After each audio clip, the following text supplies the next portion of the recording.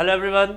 As per promise मैंने आपसे कहा था कि हम पानीपत की बैटल्स की जो सीरीज है उसको कंप्लीट करेंगे। हमने पिछले लेक्चर में पानीपत का पहला युद्ध और दूसरा युद्ध देखा था, उसके कॉन्सिक्वेंसेस देखे थे, उसकी वजह से भारत की पॉलिटिक्स में क्या फर्क आया उसके बारे में बात की थी।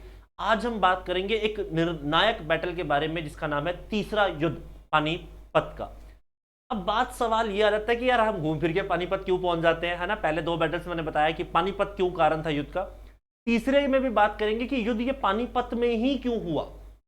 ठीक है, तो आज की लेक्चर की शुरुआत करते हैं। मेरा नाम अंशुल है और मैं आपका बहुत स्वागत करता हूं ज्ञानम के ऑनलाइन चैनल के ऊपर, जहां पे हम ऐसे ही इंटरेस्टिंग वीडियोस, इंटरेस्टिंग टॉपिक्स आपके लिए लेकर आते हैं ताकि आप लोगों की जो नॉलेज है उसको और एनहेंस किया जा सके। वो जो सवाल कई बार आप पढ़ते हुए ढूंढते हो उसको सॉल्व किया जा सके। स्टार्ट करते हैं आज के टॉपिक के साथ, जो कि है तीसरा बैटल पानीपत का। ठीक है, third battle of the Panipat. आप मेरे पीछे देख सकते हैं एक फिल्म का पोस्टर है जहां पे आपके अर्जुन कपूर हैं, कृति सनन है और संजय दत्त जी हैं। अब ये करेक्टर्स हैं इस युद्ध के जो बड़े इंपॉर्टेंट थे, जैसे कि जो अर्जुन कपूर जी हैं वो सदाशिव भाऊ का रोल यहाँ पर प्ले कर रहे हैं। आपके अब्दाली साहब हैं, अब्दाली साहब जो संजय दत्त ने इसका रोल प्ले किया है। तो there are many people who have played the important roles over there. तो मैं इसका कंटेक्स्ट यूज करूंगा पानीपत मूवी का, सो दैट आपको ये बात ज़्यादा क्लैरिटी से समझ आए। हम लोग जिस चीज़ को विजुलाइज कर पाते हैं जल्दी समझ जाते हैं। ठीक है, अब आपको देखना है कि तीसरे पानीपत का जो युद्ध है वो है क्या, किस तरीके से हो रहा है, कौन सी पार्टीज इन्वॉल्व है, कौन जीत रहा है, कौन हार रहा है, सिनेरियोस क्या बन रहे हैं, उसके बारे में हम बात करेंगे। सबसे पहली बात आपको जानना है कि पानीपत का जो युद्ध है तीसरा, वो 14 जनवरी 1961 को हुआ था पानीपत के अंदर। ठीक है, आपको दिखेगा कि दिल्ली के अंदर, दिल्ली से और पानीपत के कुछ रीजन्स के बीच में दो फोर्सेस आमने सामने हो जाती हैं। ठीक है, एक फोर्सेस अफगानिस्तान के जो उस समय के दुरानी हैं, जो कि वहां के पहले शाह भी बनते हैं, अहमद शाह दुरानी, जिन्हें आप अहमद शाह अब्दाली के नाम से भी जानते हैं। नाम अहमद शाह अब्दाली है, दुरानी का मतलब होता है जिसके बराबर का कोई ना, दुर्रे दुरानी कहा जाता है। ठीक है, मतलब हीरो में हीरा जिसे कह दिया जाता है, राजाओं का राजा कैसे कह दिया जाता है। तो पहले जो दुरानी आपको दिख रहे हैं वो कौन है, अहमद शाह दुरानी है, जिनका नाम वैसे अहमद शाह अब्दाली था। ठीक है, उसके बाद दिखेगा कि दो मुस्लिम अलाइज उसको भारत में मिलते हैं, एक जो रोहिल्लाज हैं अफगान के, दो आपके अंदर आपको दिखाई देंगे। ठीक है, और दूसरे आपको दिखाई देंगे जो उस समय नवाब ऑफ अवध है, शुजाउद्दौला।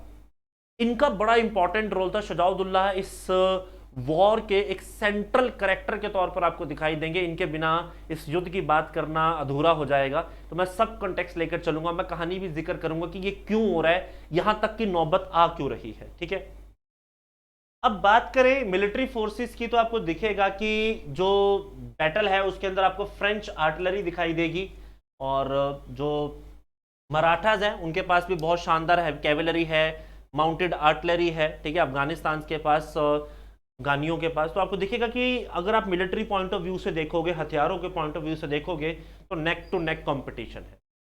ऐसा नहीं है कि कोई सेना बहुत बड़ी थी, कोई सेना छोटी थी, मतलब अनइक्वल नंबर्स थे, अनइक्वल वेपन्स थे। आपको दिखेगा कि यहाँ पर जो मिलिट्री फोर्सेज है वो ऑलमोस्ट इक्वलेंट पावर रखती हैं।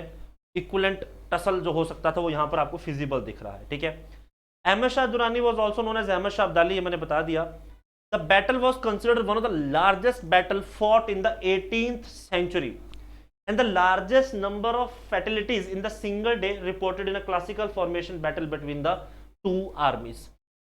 18वीं सदी में दो मुल्कों के बीच में, दो आर्मीज के बीच में जो युद्ध हुआ जिसमें एक दिन में सबसे ज्यादा मृत्यु हुई है, वो बैटल आपको तीसरा युद्ध पानीपत का ही दिखाई देगा।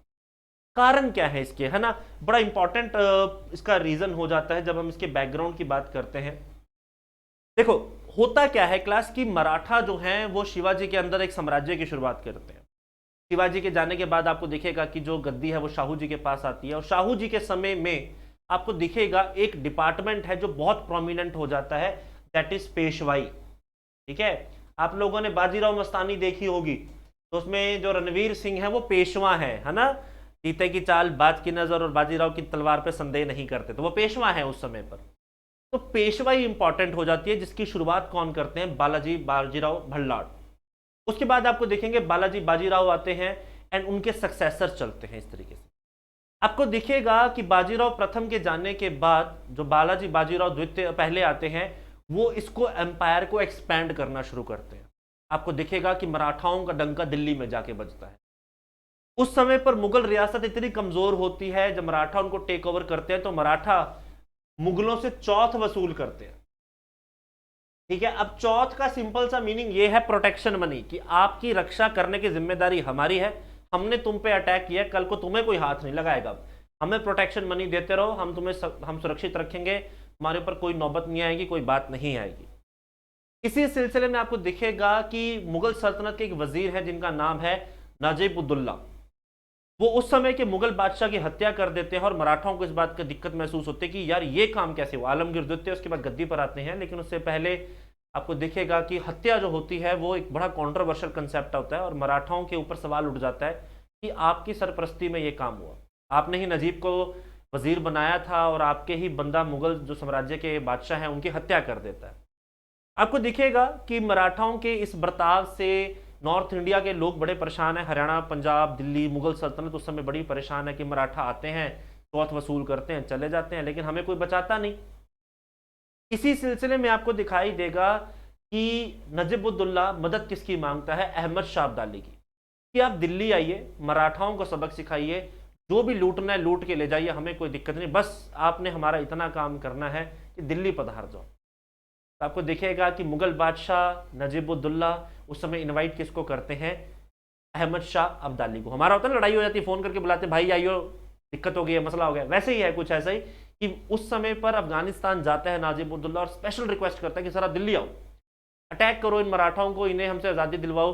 तो एक मुस्लिम अलाइज वाली सिस्टम वहां पे दिखाई देगा कि अब्दाली मुस्लिम और मुस्लिम भाई की मदद करने के लिए दिल्ली की तरफ कूच करता है। ठीक है, इस समय में आपको दिखेगा कि जो पेशवा बाजीराव है गुजरात, मालवा, मराठा कंट्रोल में ले आते हैं। मैंने बताया कि दिल्ली में भी इनका डंका बजता है। ठीक है, आपको दिखेगा कि दिल्ली पहुंचने के बाद मराठा इसको टेक ओवर जब कर लेते हैं तो नजीब-उद-दौला का जो मैंने आपको केस बताया, ठीक है, अब होता क्या है कि जैसे ही अहमद शाह अब्दाली भारत आते हैं तो उस समय दिखेगा आपकी बरसातों का मौसम है, यमुना का पानी चढ़ जाता है। आपको दिखेगा कि दो सेनाएं नदी के दो किनारों पर चल रही हैं, पर प्रॉपरली आक्रमण नहीं हो रहा, छोटे मोटे युद्ध हो रहे हैं। ठीक है, अभी आपको दिखेगा कि एक गलती या कह लो कि एक काम मराठाओं ने किया जिसे वो संपूर्ण नहीं कर पाए। हुआ क्या था कि मराठा जो बाउंड्रीज हैं अब्दाली वाले रीजन की, यानी कि जो मॉडर्न डे पंजाब पाकिस्तान का रीजन है, वहां तक अटैक करते हैं, पंजाब के अंदर उनका कंट्रोल आ जाता है। लेकिन वो पूरी तरह से पंजाब को कंट्रोल करने के बाद उसे फोर्टिफिकेशन नहीं करते, यानी उसको एक मिलिट्री के गढ़ के तौर पे तैयार नहीं करते, उसको वो उस फ्रंट को वो खुला छोड़ देते हैं, जिसका एक आसान सा रास्ता अब्दालियों के लिए रेडी होता है कि यार इन्होंने हमें हराया था, वो भी हिसाब बराबर कर लेंगे, दूसरा दिल्ली चलते हैं और दिल्ली लूट लेंगे। और अब्दाली पहले भी दिल्ली आ चुके थे लूट के लिए। नादिर शाह ने जब 1739 में भारत पे आक्रमण किया था तो उसमें नादिर शाह भी आए थे, नादिर शाह सॉरी अहमद शाह अब्दाली भी भारत आए थे। तो यहां पे आपको दिखेगा कि 1759 में वो पश्तून ट्राइब्स के साथ मिलकर एक आर्मी तैयार करता है और वो स्टार्टिंग में इसी समय में मराठाओं को हराने में भी कामयाब रहते हैं। ठीक है, उसके बाद आपको दिखेगा कि रोहिलास जो कि गंगेटिक दोआब के मुस्लिम्स हैं और वो भी मराठाओं के साथ कोएलिशन के उसमें नहीं आ रहे हैं, उनके साथ भी उनका टसल चल रहा है। इसके अंदर एक सबसे इंपॉर्टेंट आदमी आपको दिखाई देंगे जिनका नाम है शुजाउद्दौला। ठीक है, सदाशिव भाव जाते हैं सबसे पहले शुजाउद्दौला के पास, उनको कहते हैं कि सर आप हमारी इस युद्ध में मदद कीजिए, अब्दाली भारत आ चुका है, आपके पास एक बड़ी सेना है, एक बड़ी रसद है, रसद मतलब राशन का सामान आपके पास बहुत ज़्यादा है, आपके पास जो आर्टिलरी और बंदूकें हैं वो बहुत शानदार हैं, अगर आप हमारा सपोर्ट करते हो तो वी प्रॉमिस यू कि दिल्ली के अगले वजीर आप होंगे। ट्रेड समझ में आ गया? डील क्या है कि आपको हम वजीर बनाएंगे दिल्ली का, ठीक है, बस आप युद्ध में हमारी मदद कीजिए। शुजाउद्दौला कहता है सर डन, आपने कह दिया, आपकी बात सर आंखों पर, है ना। लेकिन आपको दिखेगा कि जुलाई के समय के अंदर नजीब-उद-दौला शुजाउद्दौला से मिलते हैं और अब्दाली के हाथ का लिखा हुआ एक लेटर जिसमें मुगल बादशाह के भी दस्तखत हैं, उनको वजीर की पोस्ट सीधा ही ऑफर कर दी जाती है। मराठा सिर्फ ओरल प्रॉमिस करके गए, वो रिटर्न में लिख के दे देता है और शुजाउद्दौला कहता है सर जिसका प्रॉमिस ज्यादा सेफ दिख रहा है मैं उसकी तरफ हो जाऊंगा। तो बिल्कुल लास्ट मोमेंट पे जो सिस्टम टर्न अराउंड हो रहा है वो कौन सा हो रहा है? आपके शुजाउद्दौला का। और ये मराठाओं के लिए बड़ी धक्के की बात थी क्योंकि उनकी जो मिलिट्री का एक्सपेंस थे, आपको जो राशन पानी चाहिए था, उसके लिए वो नवाब ऑफ अवध पे बहुत डिपेंडेंट थे। ठीक है, लेकिन इसमें एक बड़े व्यक्ति हैं जिनका इंपॉर्टेंट रोल आ जाता है, जिनका नाम है जाट सूरजमल। वो कहते हैं कि यार हम पीछे नहीं हटेंगे, हमने मराठाओं से वादा किया है तो हम मराठाओं का साथ देंगे, सेना भी देंगे, रसद भी देंगे, जितना हमारे से पॉसिबल हो पाएगा हम उतना ही करेंगे, हम मना नहीं करेंगे इस चीज़ की। बट समस्या क्या होती है, लास्ट मोमेंट पे जब जाट सूरजमल को लगता है कि मराठा उनकी बात नहीं सुन रहे हैं, तो वो लास्ट मोमेंट में बैकआउट कर देते हैं।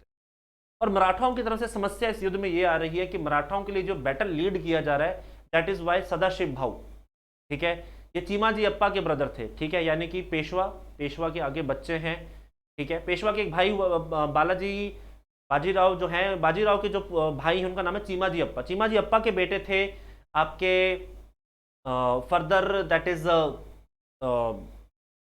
One is Madhav Narayan Rao, sorry this is Raghunath Rao, sorry this Chimaji Appa, ठीक है। और पेशवा जो है उनके भी आगे बच्चे हैं, बालाजी बाजीराव उनका पुत्र है, रघुनाथ उनका पुत्र है, और शमशेर बहादुर जो कि मस्तानी से उनके पुत्र थे, ठीक है। तो आपको दिखेगा कि टसल शुरू हो जाती है और आप एक ऐसे आदमी को युद्ध में भेजते हो जो कि इनएक्सपीरियंस्ड है, ठीक है, क्योंकि बालाजी बाजीराव अपने बड़े बेटे विश्वास राव को बचाना चाहते थे इस युद्ध में ताकि उसको कुछ ना हो, तो आप सदाशिव भाव को आगे कर देते हो। तो इस युद्ध में एक छोटा सा समस्या आती है कि आपने जिसको युद्ध में लीड करने के लिए भेजा उसे वॉर के बहुत ज़्यादा एक्सपीरियंसेस नहीं है, वो जाट सूरजमल की बात को पूरी तरह से नहीं सुन रहे हैं, और एक कन्फ्लिक्ट आपको वहाँ पे लास्ट मोमेंट में देखने को मिलेगा, ठीक है। तो आपको दिखेगा कि मराठाओं का जो सपोर्ट है शुजाउद्दौला की तरफ से निकल जाता है, और यही सपोर्ट अब्दाली को जब मिलता है तो they do the tremendous job in this particular battle. अब आपको दिखेगा कि एक आंख मिचौली शुरू हो जाती है, ठीक है। 1760 के अंदर मराठा दिल्ली पहुंचते हैं और वहां पे एक छोटा सा युद्ध होता है जहां पे वो अफगान्स को हराकर उस एरिया को अपने ऊपर कवर कर लेते हैं। ऐसा माना जाता है कि मराठा उस समय पंजाब की तरफ कूच कर रहे थे ताकि वो पंजाबी सिख साम्राज्य के लोगों की मदद ले सकें उस युद्ध के अंदर, ताकि वो अब्दालीस को हरा सकें, है ना। तो आपको दिखेगा कि जो अफगानी तो लोग हैं वो मराठाओं के साथ एक बागपत का जो हिस्सा है, ठीक है, पानीपत से पास में लगता है, यूपी के पास से हिस्सा है, वहां से उनकी सेना को घेर लेते हैं। ये ऐसा है कि मराठा पंजाब की तरफ जा रहे हैं और अब्दाली दूसरी तरफ से आकर यहीं पर इनको घेर लेते हैं। और आपको दिखेगा कि बड़े लंबे समय तक रसद नहीं मिल रही है, एम्यूनेशन नहीं मिल रहा है, भुखमरी जो है वो कैंप में फैल चुकी है, जिसका नतीजा ये निकलता है कि 2 महीने तक पानीपत के आसपास ही मराठा टिके रहते हैं। बात यह है, अब मराठाओं को पानीपत के आसपास से भी मदद नहीं मिलती, जो लोकल लोग हैं ना वो भी मराठाओं को पसंद नहीं कर रहे थे, because of the kind of taxes they are imposing on them. Chauth लेते थे, सरदेश मुख लेते थे, इसकी वजह से आपको दिखेगा कि जो लोकलाइट लोग हैं वो भी मराठाओं की मदद नहीं कर रहे हैं राशन पानी की तरफ से, वो भी मुगल साम्राज्य और अब्दाली के फेवर में है, ठीक है। इसी के साथ आपको दिखेगा कि सप्लाईज खत्म होने के बाद नवंबर के अंदर आपको लगेगा कि बस अब उनको लगता है कि अब हमारे पास बचने के चांसेस नहीं हैं।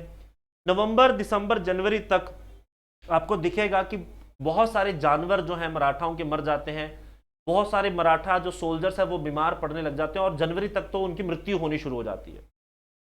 तो आपको दिखेगा कि मराठाओं के जो सोल्जर्स हैं, जो जनरल्स हैं, वो सदाशिव भाऊ से रिक्वेस्ट करते हैं कि यार ऐसे भुखमरी से मरने से अच्छा है कि हम युद्ध के मैदान में मरे, बैटल डिक्लेयर करते हैं। आपको दिखेगा कि बहुत बड़ा कन्फ्रंट्रेशन पानीपत के किनारे पर इस युद्ध में होता है, ठीक है।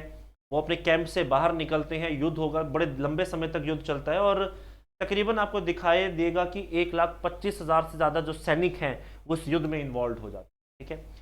आपको दिखेगा बहुत दोनों साइड पे बहुत ज़्यादा नुकसान होता है, बहुत सारी दो सेनाएं जाती हैं, तोपें खराब होती हैं, बहुत सारी इंजरीज होती हैं, लेकिन लास्ट मोमेंट पे जो बैटल है वो कौन जीत जाते हैं, आपके अब्दाली साहब जीत जाते हैं, ठीक है। इस युद्ध के अंदर आपको दिखेगा कि दोनों साइड पे बहुत ज़बरदस्त अनबिलीवेबल शॉक था। 60,000 से 70,000 सैनिक इसमें मारे जाते हैं, जिसमें ज़्यादा नंबर आपको दिखेगा कि 40,000 से ज़्यादा जो नंबर है वो मराठाओं का है, मराठा सैनिक हैं। विश्वास राव की इसमें मृत्यु हो जाती है, सदाशिव भाऊ भी इसमें शहीद हो जाते हैं। तो आपको दिखेगा कि they all died in this particular battle. लेकिन इस बैटल की सिग्निफिकेंस ये है क्लास कि मराठा कमज़ोर नहीं हुए। 10 साल के बाद आपको दिखेगा कि मराठा दोबारा से खड़े होते हैं, दोबारा दिल्ली पर जाते हैं और उन सबको सबक सिखाते हैं जिन्होंने अब्दाली का इस युद्ध में साथ दिया, ठीक है। तो after this battle we can see the result कि 10 साल के बाद दोबारा से मराठा अपने आप को स्टेबलाइज करते हैं अंडर द माधव राव, जो पेशवा माधव राव हैं, वो दोबारा से रिवाइव करते हैं। एज आई टोल्ड यू कि वो वापस आते हैं और एक तो वो दोबारा से नॉर्थ के अंदर अपना कब्जा करते हैं और बाद में उन लोगों को भी सबक सिखाते हैं जिन्होंने मराठाओं के साथ उस समय पर कभी साथ नहीं दिया, बाद में मुकर गए, ठीक है ना। इस बैटल की ना एक बड़ी इंपॉर्टेंट सिग्निफिकेंस ये हो जाती है कि इसके बाद दिल्ली पर कभी भी कोई गवर्नमेंट स्टेबल नहीं हो पाती।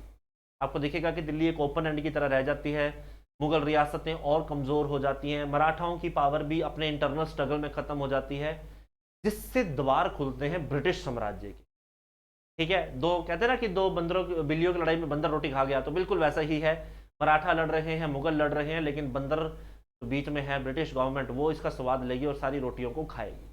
ठीक है, तो ऐसे ही जो बैटल्स होते हैं वो बड़े निर्णायक हो जाते हैं, वो बैटल्स आगे का इतिहास बदलते हैं। तो मैं कोशिश करूंगा ऐसे ही कुछ बैटल्स आपके साथ लेकर आऊं जो और ज़्यादा आपको लगे कि निर्णायक थे इन बैटल्स में, एक्चुअली में हुआ क्या क्या था। ठीक है, so with this I would like to end my lecture and end my part. You can join us on Telegram, Instagram and YouTube channels for more information. और अगर आपको लेक्चर अच्छा लगा हो तो प्लीज़ आपके suggestions I would like to have in my comment section.